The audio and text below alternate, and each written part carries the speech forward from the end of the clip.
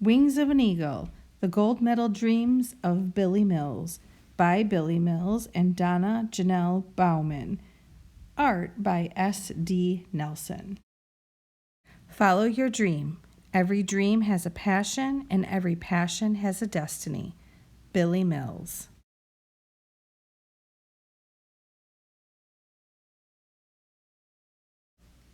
October 14, 1964. Olympic Stadium, Tokyo, Japan. 38 world-class runners gather on this rain-soaked track. All eyes are on the favorites, world record holders, a previous gold medalist, the best of the best. Most people don't notice me. They don't know that I am Oglala Lakota, Native American. They don't know that I have wings. But in 25 laps, 10,000 meters, 6.2 miles, they will. My feet sprint forward, but my memories rewind to the rolling plains of the Pine Ridge Reservation, the sovereign lands of the Oglala Lakota Nation. Our home overflows with family until we spill into the second house across the road, beyond the outhouse and the water well. Surrounded by dirt floor dwellings and poverty, South Dakota winters bite through our second-hand clothes. But love keeps us warm. We are stronger together, connected by hope and culture. At a Wasippi, a powwow, our Oglala Lakota people join the other tribes and bands of the Great Sioux Nation to honor our ancestors at Wakan Tanka, the Great Spirit. Soon the ring clears for the traditional giveaway. Like cupped hands, an open blanket fills with community gifts as thanks from the people with blessings and success. I have nothing to give now, but I wonder if someday I will have a giveaway of my own. We are stronger together when we give back. It's not easy to think of others after my mother dies. My 9-year-old feelings splinter like a nest in a storm. My father draws a circle in the dirt. You have broken wings, son, he says. Step inside the circle. I do as I'm told. You have to dig deeper, he says, way below the anger, the hurt, the self-pity. The pursuit of a dream will heal you. Do this, and you could have wings of an eagle. But how could an eagle with broken wings ever fly? Like the wing beats of a bird, I find strength when I move. I box, I swing, I shoot hoops and miss. Too small, too shy, too weak. Instead, I run, away from bullies who fling racist words like arrows, away from my broken heart, through the prairie grasses and over the gullies and gulches. I feel connected to myself, to my family, and to the earth. The footsteps of my ancestors rise to meet mine. At home, sports stories leap from the old news clippings, and I trace the rings of the Olympic flag.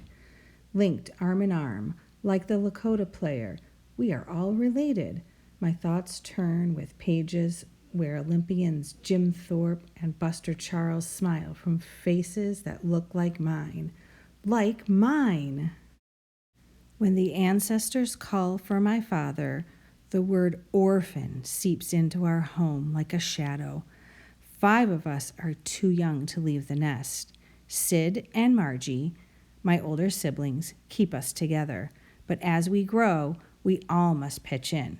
To earn money, I sweep the floor of the grocery store.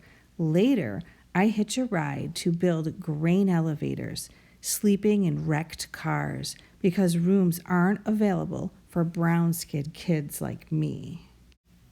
I run into the arms of Haskell Institute in Kansas, a boarding school where kids from many indigenous nations unpack their stories, cultures, friendships. I'm the second smallest on the high school campus, but I try out for the track team anyway, only to be told no. Too slow. During summer break, I run and run. Then I make weights out of cans of concrete and I beg my muscles to grow. When I return to school, Coach Coffin hands me a team jersey.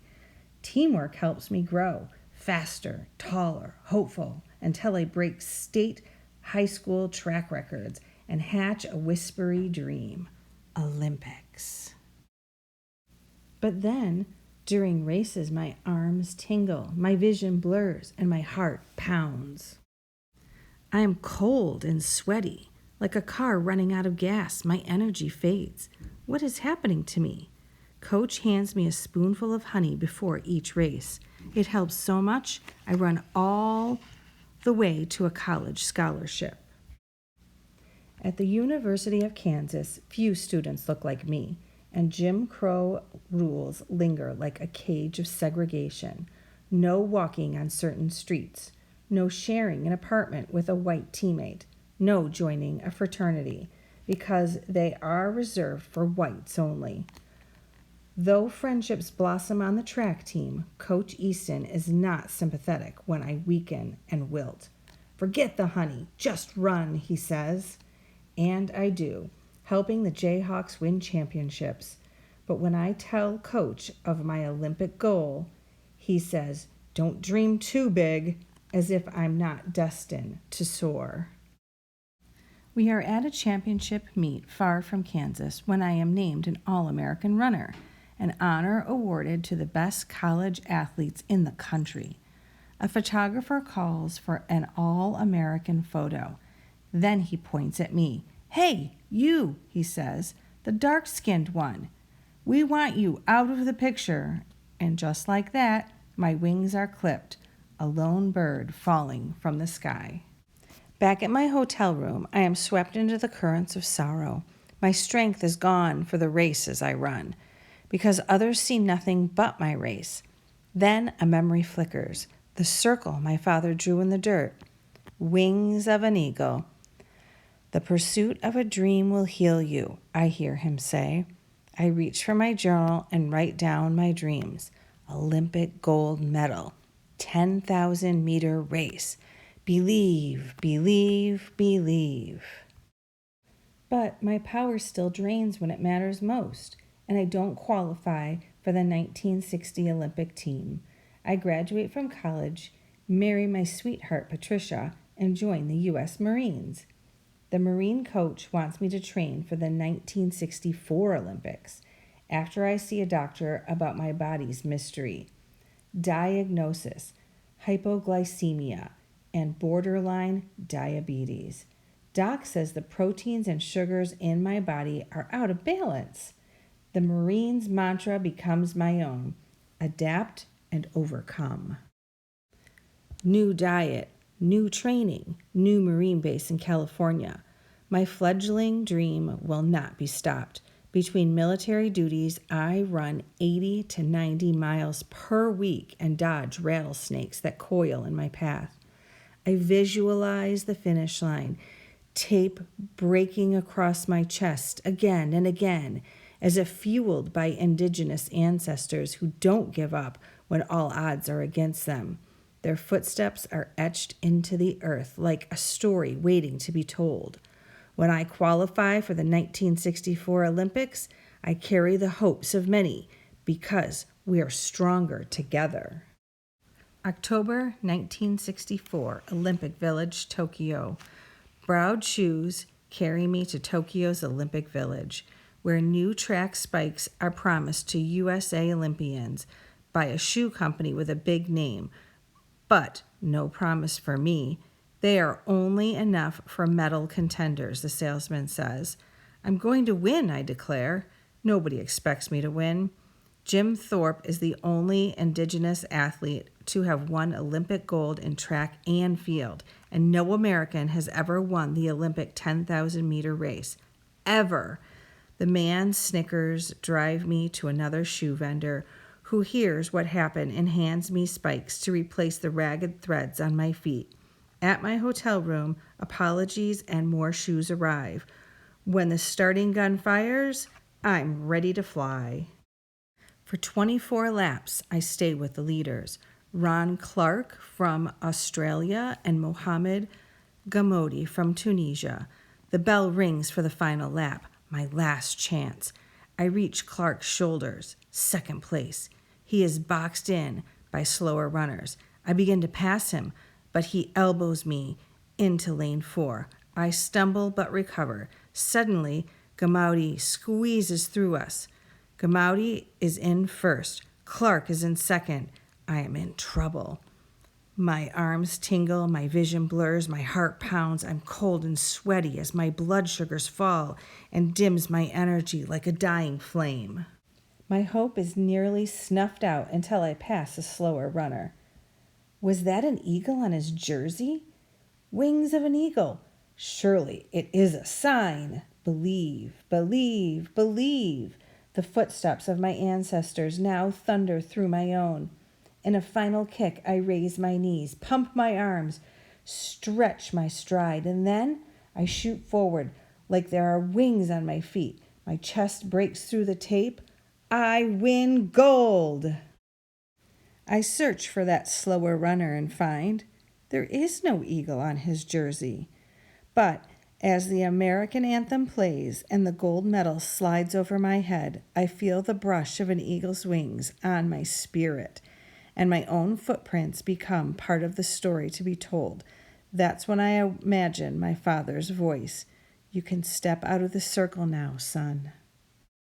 On Pine Ridge Reservation, an eagle feather headdress, fit for a warrior, is placed on my head. I am given a Lakota name, Tamakosi Halia, which means respects the earth and loves his country. There are songs and drums and dances in my honor. Now it is my turn to plan a giveaway, to share my thanks and blessings, and to spread the wings of others, because we are stronger together when we link our arms with all people. Pause to view Billy's giveaways.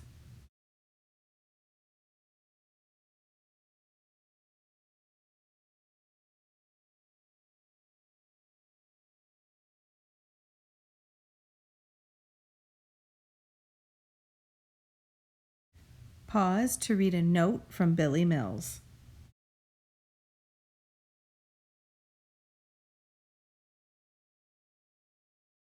Pause to read a note from S.D. Nelson.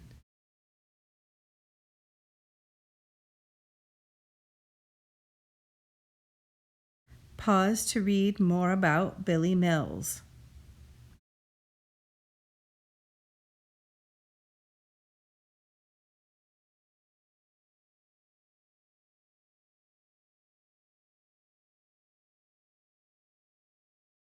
Pause to read key dates and select achievements.